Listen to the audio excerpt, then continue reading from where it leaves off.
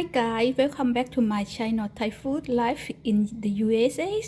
สวัสดีค่ะน้องๆทุกๆคนเจอกันอีกครั้งนะคะของช่อง Thai Food Life in USA นะคะซึ่งวันนี้พี่ติ๋มอยากจะชวนน้องๆมาทำก๋วยเตี๋ยวมะระดิ่มซำนะคะซึ่งเป็นสูตรของคุณแม่เองค่ะซึ่งเพิ่งมานึกได้ว่าแม่เคยทำให้ทานก็เลยอยากจะมาแชร์กับน้องๆนะคะว่าต้องน้ำซุปว่าเราทำยังไงบ้างค่ะมาค่ะน้องๆมาตามมาดูกันเลยค่ะว่ามีอะไรบ้างค่ะมาค่ะ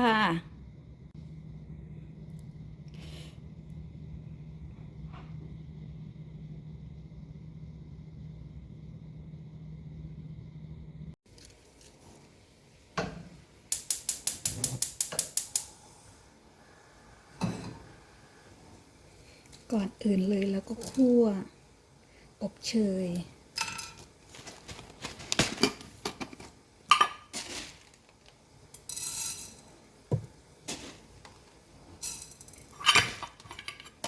สาเหตุที่เราคั่วก่อนเพราะมันจะได้หอมๆนะคะน้องๆ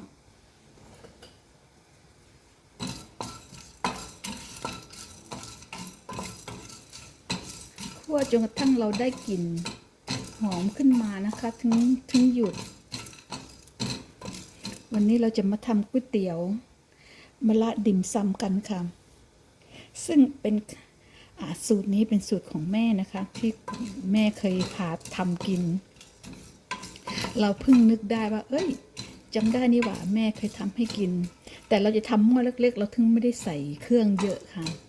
ทำกินแค่คนเดียวแล้วก็ครั้งเดียว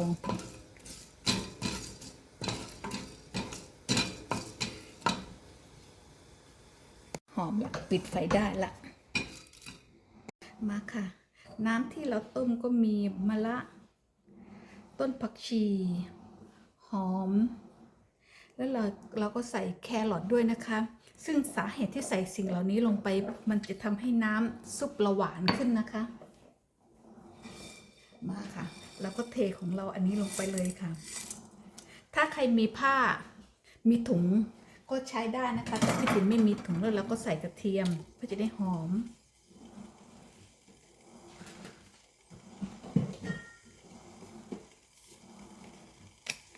มาค่ะส่วนน้ำซอสก็แล้วแต่นะคะใครอยากใส่สีให้เข้มข้นกว่านี้ก็ได้นะคะ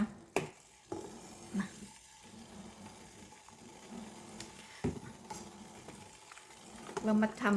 ก๋วยเตี๋ยวมะระดิ่มซำนะคะวันนี้ก็ขอใส่ซอสลงไปด้วยค่ะใส่เกลือลงไปด้วย1 2ซึ่งส่วนมากเราทำกับข้าวเราไม่ใช้ผงชูรสอะไรนะคะเราไม่มีเลยนะคะเนี่ยเดี๋ยวจะใส่น้ำตาลสักนิดนึง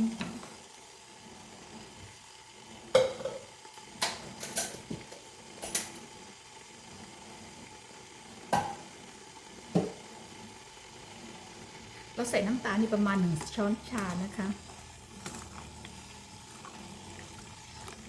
เราก็จะต้มประมาณสัก30-40 นาทีค่ะ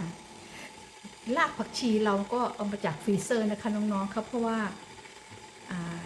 ที่นี่ที่อเมริกาไม่มีรากผักชีขายนะคะเพราะนั้นเราต้องปลูกเองพอปลูกเองเราก็เลยตัดมาใส่ในฟรีเซอร์ไว้ก็ถามว่าได้เยอะไหมก็โอเคค่ะพอได้ใช้อันทิวจนทั้งถึงหน้าร้อนปีหน้ามาค่ะก็ปิดฝาแล้วค่อยรอกันค่ะ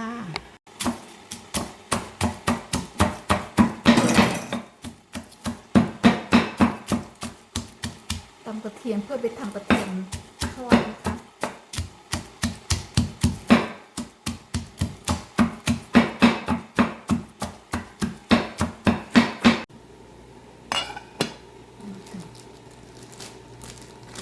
ตอนนี้เราก็มีแต่ลูกชิ้นปลานะคะ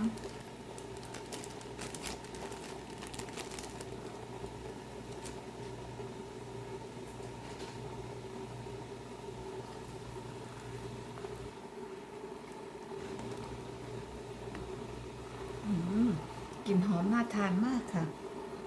หอมมากหอมมากจริงๆมาค่ะ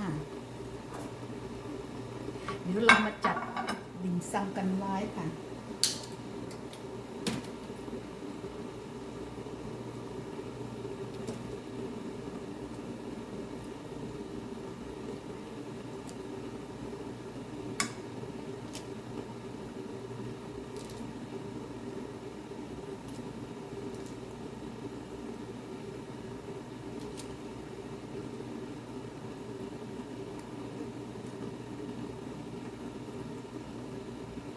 ถ้าน้องๆคนไหนชอบ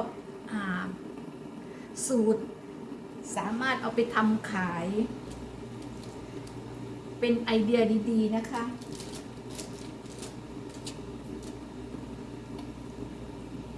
เรามีดิ่มซำหลายอันค่ะอันนี้เราไม่ได้ทำเองนะคะน้องๆดิ่มซำเนี่ยเพียงแต่ว่าเราไปซื้อมา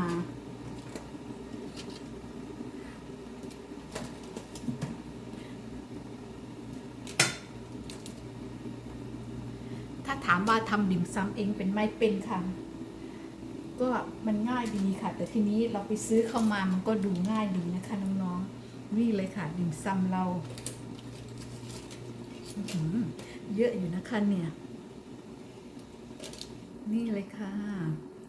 ก็เป็นแบบนี้ค่ะน้อง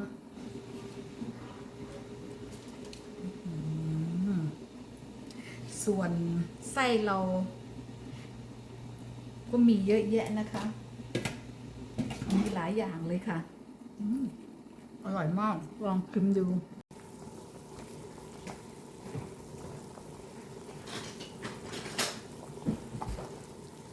เดี๋ยวนะคะขอชิมน้ำก๋วยเตี๋ยวน้ำซุปเรา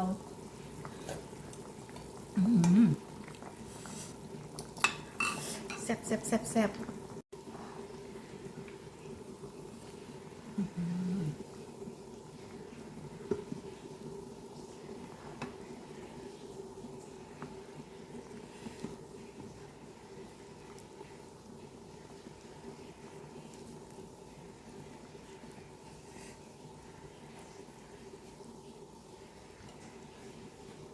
มาค่ะก๋วยเตี๋ยวเรานี่ไส้เยอะนะคะ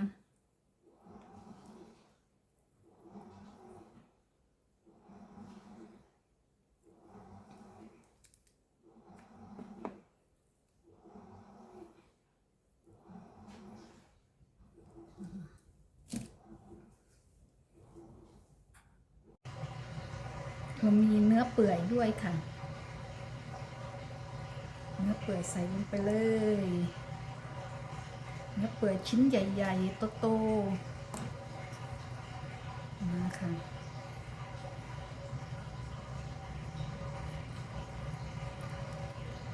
บอกเลยค่ะว่า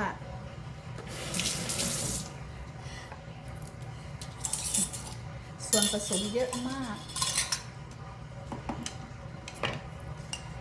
ถั่วลิสงค่ะ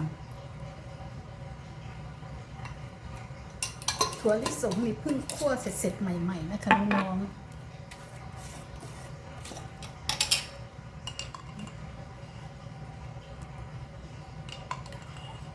สงสัยต้องทำใหม่อีกละ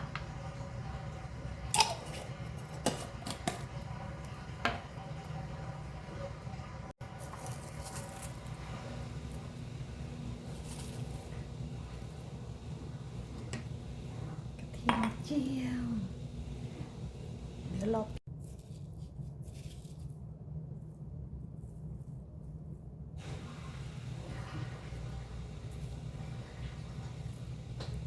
ใครชอบเผ็ดทำตามใจชอบนะคะเผ็ดน้อยเผ็ดเยอะตามใจชอบเลยค่ะแล้วเพิ่มหอมเจียวด้วยนะคะ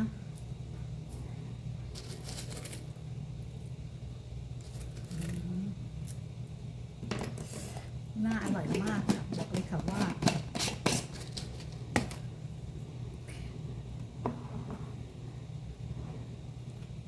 เป็นไงคะ